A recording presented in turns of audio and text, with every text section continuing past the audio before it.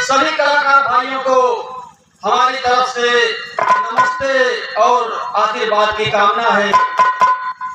भाई हमारा स्वास्थ्य बहुत गड़बड़ चल रहा है, लेकिन ये सुनील भाई का प्यार मोहब्बत बुला लाया, कह रहे एक गाना छोटा जरूर गा दो। तो भाई इनकी इच्छा की पूर्ति करना है। हमारे बड़े भैया श्री प्रेमी मोहनलाल के विचार है, गाना छोटा सा गाइए।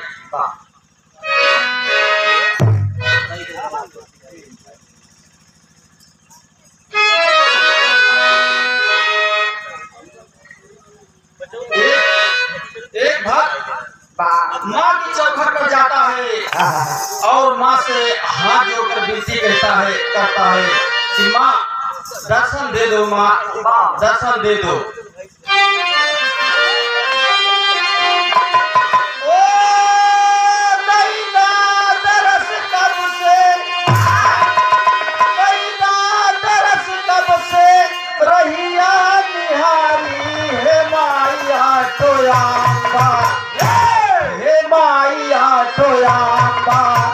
बड़ी बेकरारी है माइया तोयाम्बा,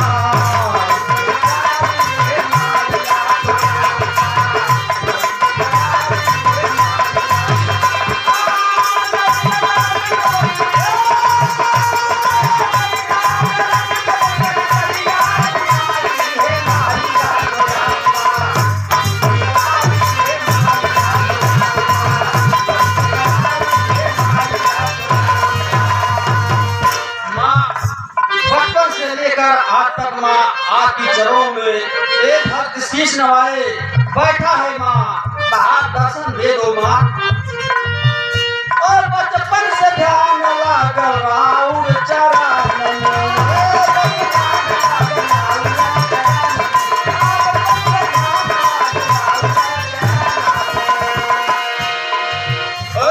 तरस की आस लागल मैया हमरे मन में हो, मैया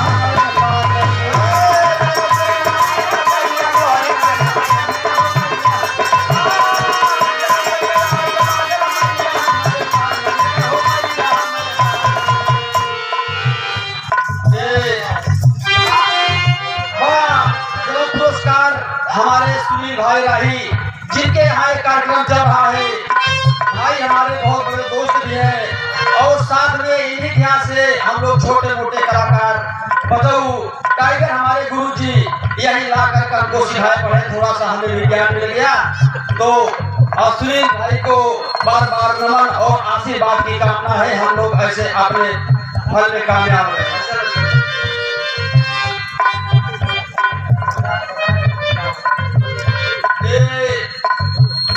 कवि जी जिनको आप भूपेंद्र कवि जी के नाम से जानते हैं, ये इस समय टीचर भी है और हमारे इस गाने पर 20 रुपए का पुरस्कार कर रहे हैं।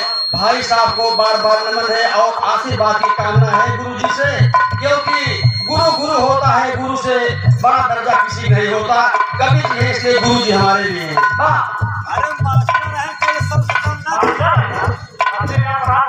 गुरु जी मास्टर नहीं है भाई।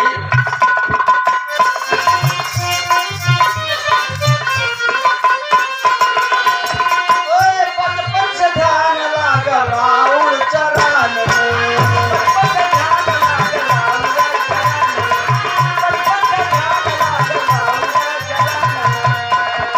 तरस की आस जागल मैया हमरे मन में हो।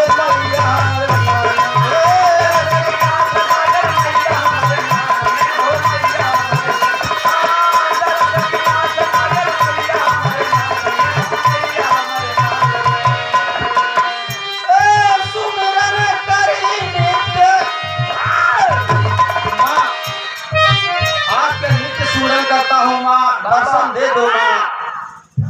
तो सुमिरन करे नित्य बन के पुजारी, हे माया ठोरांगा, हे माया ठोरांगा, बड़ी बेकरारी, हे माया ठोरांगा।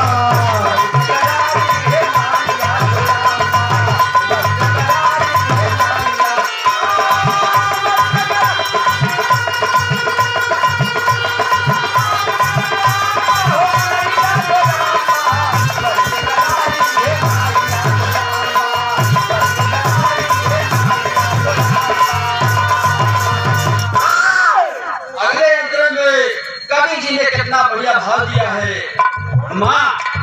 आपका दर्शन करने के लिए ये आंखें बहुत दिनों से प्यासी है माँ, दर्शन दे दो माँ। और प्यासी है अखिया और मनवा अधीर बात,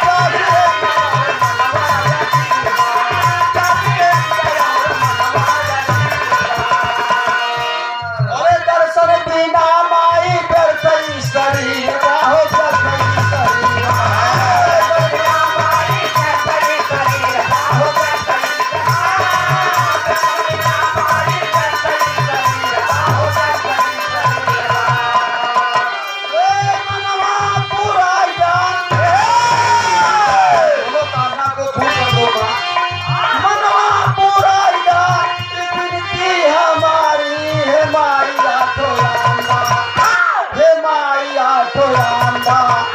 बड़ी बेकरारी, है माया ठोरांगा।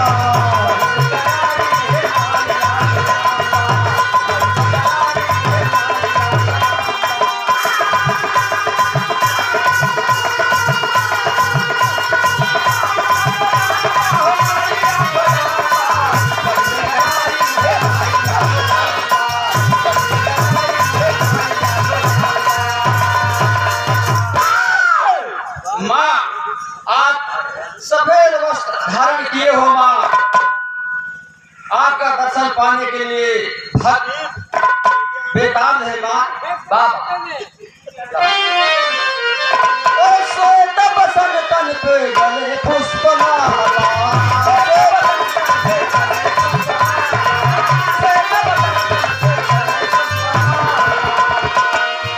अरे हाथ में पुस्तक सोहे, पुस्तक सोहे पीला निराला माँ, पीला निराला,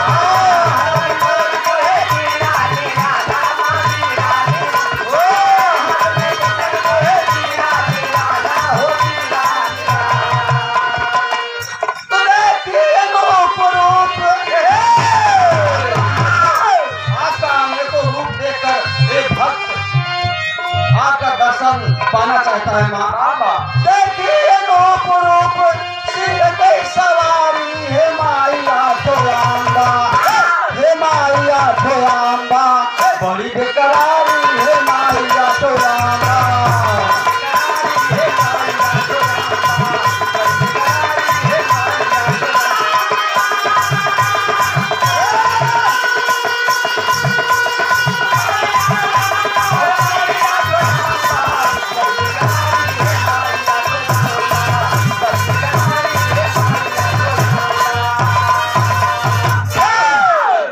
अंतरे में गुरु घराने का परिचय देते हुए